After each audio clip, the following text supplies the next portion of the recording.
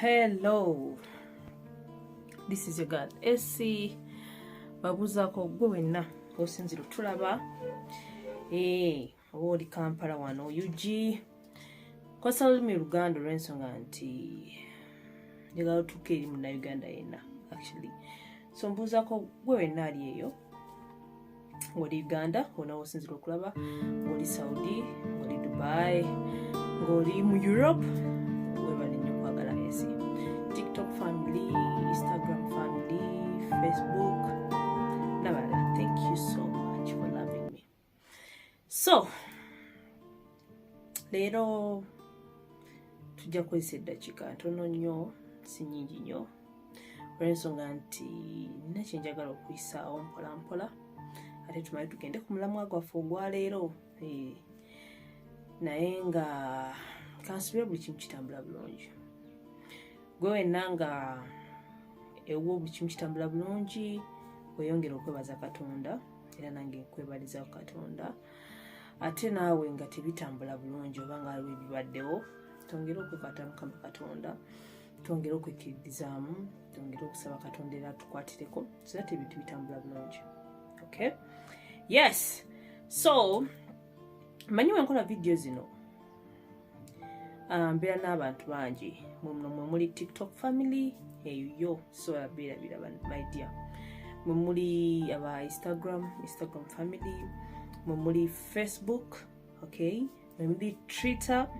Yes, emabega kaawo kino kye mbadde njagala okuyisaawo nti mbadde nkola nnyo work ku TikTok n'obaawo abajja nga ne baŋŋamba nti twagala kukulabako ku social media platform endala. Mbadde sitera nnyo ziwa olw'ensonga nti zibadde with some issues. Ddala nga Facebook eyo, YouTube, baddemu ne issues ez'enjawulo naye nga byonna tugenda tubikwasaganya. Era video eno gwagiraba ku YouTube ojja kuba osobola okumanya nti tutereezezaamu. Okay? Twaba tulina okukyusa amanya tugaze mu linnya limu era Essie Love Therapy kubanga abasinga byonna bye bategeera. Kibadde kinkola bubi okubanga Facebook kuliko manya malala, Twitter manya malala, Instagram manya malala, so ebyo byonna twabitereezezza. So omuntu yenna waba annoonya erinnya lyenina ku Facebook, lyenina ku Twitter, lyenina ku Instagram, lyenina ku YouTube, onoonya Essie Love Therapy. Okay? Yes. So tuli serious nnyo this time around. Ekirala nti abaana ku TikTok babadde bajja bambuuza nti video nga nyimpi nnyo, twagala video empanvu, twagala okutegeera bino ebintu deep and deep and deep. And trust me, so nga mumanyi nti TikTok etwa eddakiika ntono, etwa like 1 minute, 3 minutes, ate 3 minutes video tetambula, so netubeera nga tulina bataddeko limit, so netuba nga tusobola kukola long videos ate ng'olumu abantu baffe abantu baffe baagala tubanyonyola ebintu bino, right? So YouTube tugenda kuba tukimalira wano, right? So ku YouTube tugenda kuba twogera ku bintu bingi as long as it's life, bulamu. Okay? Life tulina ebintu bingi ebivuga life, mwe muli love and relationships, bintu bya mukwano ebyo, bintu bya bafumbo, bintu bya kweyagala, ebintu ng'ebyo. Then life embeera eza bulijjo byetuyitamu ekitegeera. Then finances, however financial status nange nja kubampaayo ideas zange zemmanyi entonotono ate era tujja kuba tukyaza abantu online tube nga tubabuuza ku bibuuzo ebintu ng'ebyo, so tujja kuba tukibalansinga tusobole okuba nga tutereeza obulamu kubanga obulamu bulina okubeera balanced. Otereeza ebyomukwano, otereeza n'ebyensimbi, ate otereeza n'ebyobulamu bwa bulijjo, totereezaako kino kubanga byonna bikolera wamu. Osobola kuba ne ssente nnyingi era n'ofuna obuzibu mu by'omukwano, ate era osobola okuba nga olina omukwano ate n'ofuna ebizibu mu byensimbi, ebintu ng'ebyo. So ebintu bino tuba tulina okubibalansinga wano na wali. So buli kimu tugenda kuba tutanga no ku Essie Love Therapy, buli kimu tujja kuba tukinyumya, tujja kuba tukyogerako, tujja kuba tukola ki byonna. Oba oli oyagala kwogerako ne Essie ekitegeero, osobola okuwhatsappinga ku 0701542372. Yes, however osobola n'okukomentinga buli video yaffe you comment. Oyinza okuba olina kyoyagala tugereko, oyinza okuba olina kyoyagala otwebuuzaako, ezo bwena kugamba kyoyagala okuyisaawo kyonna feel free. Okay, yes, nenga hope everything is going on well. Yes, so nga maze okuyisaawo ekyo leero njagala tutuukire ku mulamwa era nga njagala katonotono sigenda kwogera nnyo since it's our new video. Lwaki njiyita new video nti tubadde ne issues era tubadde tuludde okubeera ku YouTube, but this time around kyateredde, so tugenda kuddamu bupya, and trust me, week ndowooza tujja kuba tupostinga emirundi 2-3 mpola then maaso tumanya tuyinza okuba tupostinga buli lunaku because tuba twetaaga knowledge, amagezi tugeetaaga on a daily basis. Ekitegeera, yes, naye nga mwenna mbaagala nnyo. So leero tugendako nga mbagambye kino tugenda kuba twogera ku bintu ebikwatagana ku bulamu. So this time around tugenda kuba twogera ku bintu bya mukwano, love, relationships, ebintu ng'ebyo. So leero njagala twogere ku kintu abasinga kye batamanyi. Okay, abasinga buli eyo ebintu bino tembitegeera bulungi naye nga ate bintu bya bulijjo. Okay, mubeera eyo abaagalana mwenna, abaddeko mu love ndibigaana abali mu love nga bibasumbuwa, nga mwebuuza lwaki relationships zange zigaana, lwaki ebintu byange tebitambula, njagala ono njagala oli nga okyebuuza. By the way, abamu batandika nogamba banze ayina ekizibu waba ensanga be balina ekizibu. Bintu bingi ebiviirako abantu okwawukana, bintu bingi ebiviirako abantu okubanga n'aba mu relationship eno negaana, n'aba mweri negaana. Yes, ne mulimu abantu kibabuusa amaaso.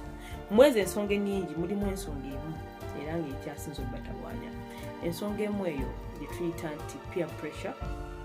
Yes, peer pressure whereby mulina abantu bangi bemuyingiza bulamu bwammwe ne baleeta okuba nga omukwano gwo ate ne ba affecting omukwano gwo oba love life yo neba ng'ekutawaanya neba ng'ekucunya. So njagala tutunuulira awo.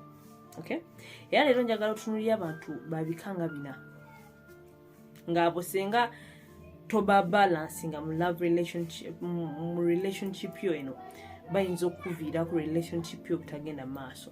Okay, bayinza okuba nga bebaviirako kubanga relationship yo tetambula, bayinza okuba nga bebaviirako relationship yo kubanga tegenda terina lugendo obwekitege because abantu abo abana. So nja kutandika n'omuntu asooka gye mikwano gye tuyita besties. Yes, tuba n'emikwano ne bafuuka ne babeera aba besties. Actually kino if you didn't know kankikugambe nti gwe wenna ali mu relationship oba agenda mu relationship oba ki wadde oba n'emikwano ng'ogenda mu relationship naye sooka otunuulire nti kasita ofuna omuntu gw'oyagala ate oba olina okubalansinga ekintu kino, manya nti mikwano gyange luli mbadde n'emikwano gyange because mbadde sirina muntu, naye this time around ngenda kuba n'omuntu ate nga giri gy'emikwano gyange.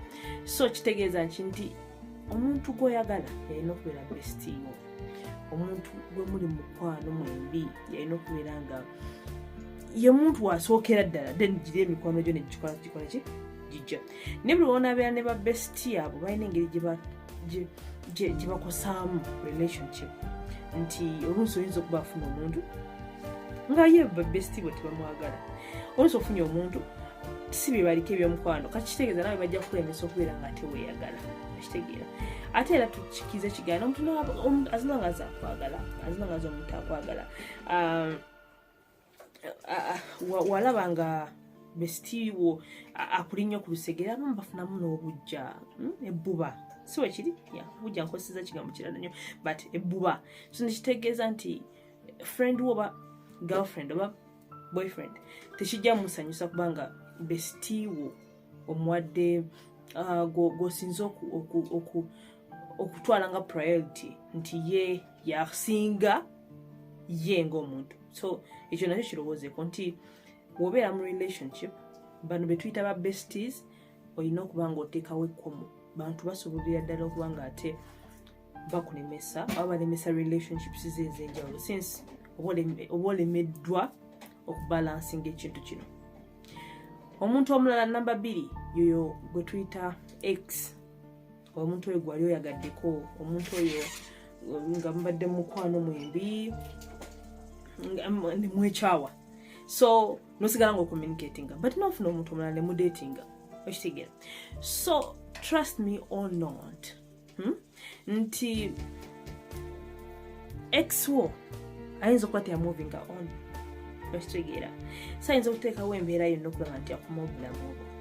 So omuntu ono gwofunye wanalaba ekintu ekyalaba ng'ekitali kyavunaanyizibwa, ng'ekintu ky'okumujoga, ng'ekintu ky'okumumanyira. So tewali muntu agenda gumiikiriza mbeera eyo okubanga mweyagala, right? Naye ate nga olaze nti no X wateye kintu kikulu nnyo gy'oli. So ba X bano nabo be bamu ku bantu abasobolera ddala okubanga ate balemesa relationships zo okubanga zigenda mu maaso. Ekitegera. So woba wekyalina omuntu muleka agende gagenda wetambulagako. Ekitegera. Have limits.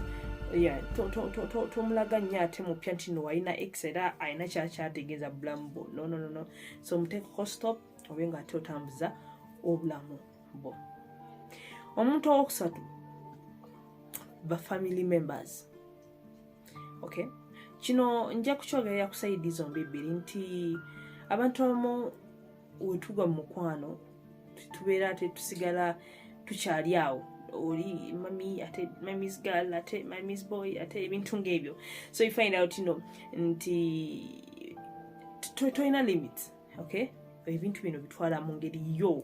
Owantegeera nti kino ekintu kinyiza nnyo abantu bano. Kinyiza nnyo omuntu gwoba ofunye walabanga kale kitwade nti oyagala nnyo family yo si kibi naye ate gwe buli kimu oluusi mufunyemu misunderstandings gwe n'omwagalwawo nodduka ewa family yo n'obagamba kino na kino oluusi muyombyemu katono n'ogenda n'ogamba ki ate family yo netandika okulumba omuntu gw'oyagala family yo netandika okuvumirira omuntu gw'oyagala netandika okugamba omuntu oyo takusaana omuntu oyo talina mpisa omuntu oyo muleke omuntu oyo mwesonyiwe buli wonaabeera nga abantu bano naddala family tobataddeeko komo mu relationship yo oba mu relation staff yo kisobokera ddala okuba nti tegujja kugenda mu maaso mukwano gwammwe kubanga olijja kulabira ddala ng'omuntu gwotabazeemu magezi ng'omuntu gwoteekakasa ng'omuntu gwofudde nti n'abantu abebbali abantu balina okujja bamumanyire. Okay? Yes. Omusajja yenna kasita owasa omukazi oba omuwasi gwe abawo taba family yo nti family ye erina okubeera nga etandika n'okuwa amateeka gyatambuzaamu obulamu ate naawe omukyala kyekimu. So abantu bano betuyita ba family members nabo bali likely oba nabo basobolera ddala okulemesa obulamu bwo obwalaavu okubanga butambula maaso kubanga nabo balina kituyita nti nabo bo bye batategeera and actually yes ate kino tukitwale nti kino kankiiseewo nti woba oyagala omuntu right omuntu oyo abawuwo so ebintu ebisinga musobola obyemalira since omanyiddiwe wamusanga gwomanyi gye wamujja gwomanyi bye muyiseemu ebintu bye musirikidde biyitirivu so oyinza okuba nga ate gwe wekka oba naye yekka mulina bano abantu abebbali oba ab'ebweru tebasobola kubanga babitegeera bulungi so tukirowoozeeko nakyo ngaffe abantu abali mu relationship kitino tutekewe ekkumo eri bazadde baffe eri family zaffe eri tuzaagala nnyo kubanga ate bayingira mu relationships zaffe kitegeera tebaaliyo nga mwekwana tebaaliyo nga muli mwena tebaaliyo so tubateekeko ekkomo. Okay? Tubateekeko ekkomo. Yes. So omuntu owokuna bannange abantu abo abeefula okuba abalungi nnyo abantu aba tubayite too nice people okitegeera. Yeah. So omuntu oyo bakanguliza ba neighbors ngaabo abantu ngaabo okitegeera so nabo basobolera ddala okulemesa relationship yo kitwale nti osobola okuba nga ogenze wa boyfriend wo gwomukyala ali eyo neighbor neyefula nti akwanya akufudde mukwano gwo nnyo natandika okugamba oyo aleeta abakyala 10 okitegeera oyo aleeta abakyala yebaka noli just because yefudde nice naye to be honest abantu abamu okwefula nice ekitegeeza nti olwokuba akusekeredde olwokuba akwadde ku magezi nti oba akwagala nnyo no abantu abamu just nze I've made my own research abantu abefula too nice ate they have dark hearts. Not all, okay? Not all. Naye abantu abefula too nice ebiseera ebisinga baba n'ebigendererwa byabwe oluusi baba beesigawo kazigo they're not good at all.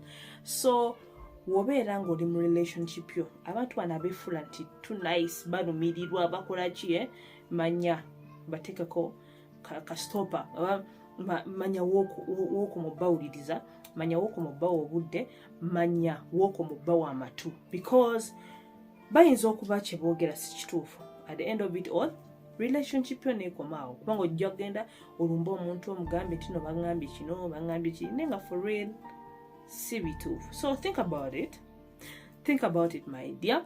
Okay, yes. So abe bantu bana nga senga bali basobolera ddala okulemesa relationship kubanga yezimu ku nsonga lwaki tobeera mu relationship yo tegenda tetambula because weesibye ku bantu abata oyagala omuntu ate ogenda oyingiza mu bali abantu abalala. So ekyo kirowoozeeko ekitegeera so mbadde esi wano ku Talk with Esi.